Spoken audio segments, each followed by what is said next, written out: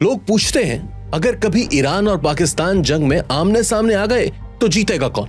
کس کے پاس زیادہ طاقت ہے اور آخرکار اس جنگ کا انجام کیا ہوگا؟ سب سے پہلے تو یہ بات ذہن نشین کر لیں کہ یہ محض ایک فرضی تجزیہ ہے. حقیقت میں پاکستان اور ایران کے درمیان جنگ کے امکانات نہ ہونے کے برابر ہے. دونوں ممالک کے تعلقات تاریخی طور پر قریبی رہے ہیں اور خاص طور پر 2025 کی ایران اسرائیل جنگ کے بعد دونوں کے درمیان ہم آہنگی اور تعاون میں اضافہ دیکھنے کو ملا ہے. لیکن اگر خدا نخواستہ جنگ ہو ہی جائے تو زمینی حقائق کیا ہوں گے؟ آئیے اس پر ذرا بات کرتے ہیں.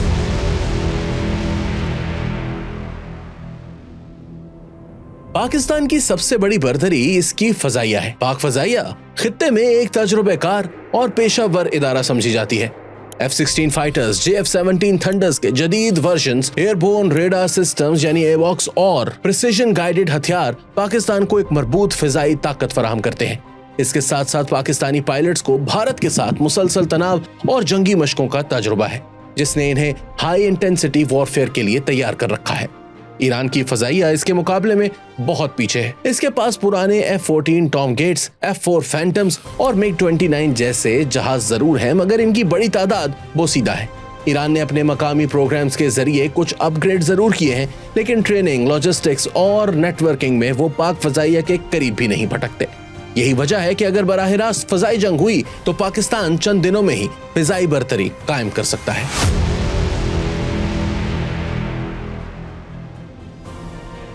اب آتے ہیں ایران کے اصل ہتھیار کی طرف، میزائل اور ڈرونز. ایران نے پچھلے 20 سال میں بیلسٹک میزائل پروگرام کو حیرت انگیز حد تک آگے بڑھایا ہے. اس کے پاس درمیانی اور طویل فاصلے تک مار کرنے والے درجنوں قسم کے میزائل ہیں جو پاکستان کے بڑے شہروں کو نشانہ بنا سکتے ہیں. اسی کے ساتھ ایران نے ڈرونز اور لوئٹرنگ ایمونیشن میں مہارت حاصل کر رکھی ہے جو حالیہ برسوں میں یمن اور شام کے محاذ پر آزمائی بھی جا چکی ہے. ایران کے یہ ڈرون حملے کسی بھی جنگ میں پاکستان کے ایئر بیسز، ریڈارز اور انفراسٹرکچر کو نقصان پہنچا سکتے ہیں. پاکستان کے پاس بھی میزائل اور ڈرون صلاحیت موجود ہے لیکن وہ ایران جتنی وسیع نہیں.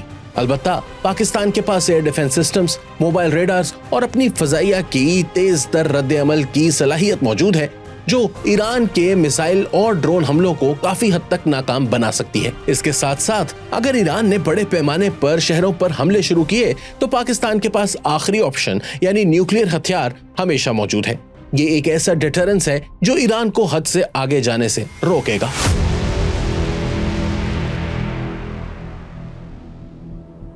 بری فوج کو دیکھا جائے تو ایران کے پاس تعداد میں برتری ہے. اس کے پاس ایک بڑی فوج ہے اور اس کے ساتھ ہی مختلف ملیشیائیں اور رضاکار گروہ بھی ہیں جنہیں اس نے شام، عراق اور یمن میں استعمال کیا ہے.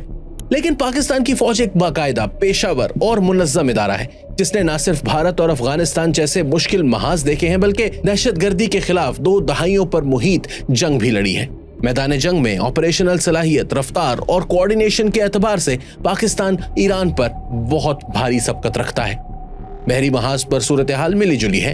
ایران کے پاس خلیج فارس میں چھوٹے بحری جہاز، مائنز اور اینٹی شپ میزائلز کی ایک بڑی تعداد ہے جو اس علاقے میں اسے خطرناک بنا دیتے ہیں. لیکن کھلے بحیرہ عرب میں پاکستان کی نیوی، سب مرینز اور فریگیٹس زیادہ کارآمد ہے. اس کا مطلب یہ ہے کہ ہر ملک اپنی ہوم گراؤنڈ پر طاقتور ہے مگر دوسرے کی سرحد میں گہرا وار کرنا دونوں کے لیے ہی آسان نہیں ہوگا.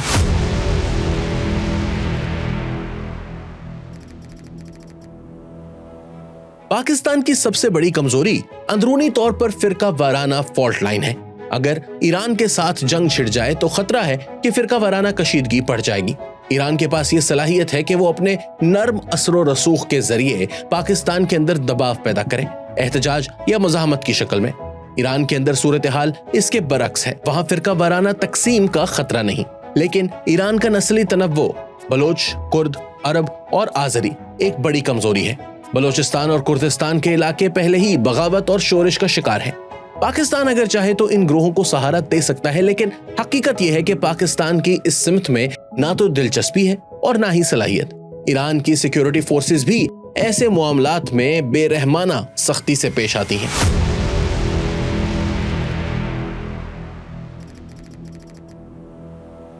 اب سب سے اہم پہلو، ایران کی بین الاقوامی حیثیت.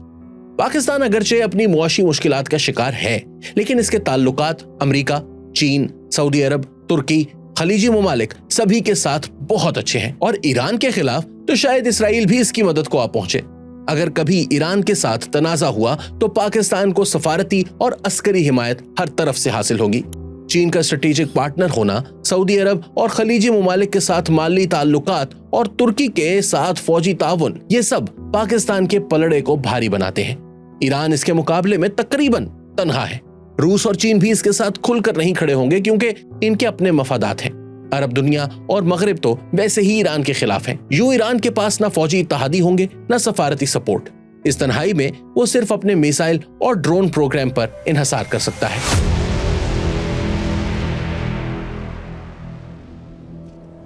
अगर जंग मुख्तसर हो और फजाई महाज पर फैसला कुन ज़र्ब लगानी हो तो पाकिस्तान गालिब आएगा।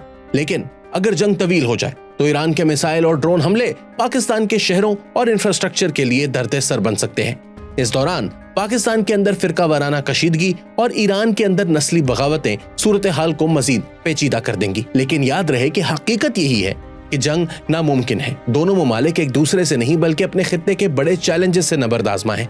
पाकिस्तान और ईरान की कुर्बत बढ़ रही है और आने वाले वक्त में दोनों को ताउन की जरूरत है, ना कि महाज आराई की। यही वो हकीकत है जो इस पूरे तज्जिये के बावजूद सबसे ज्यादा अहम है।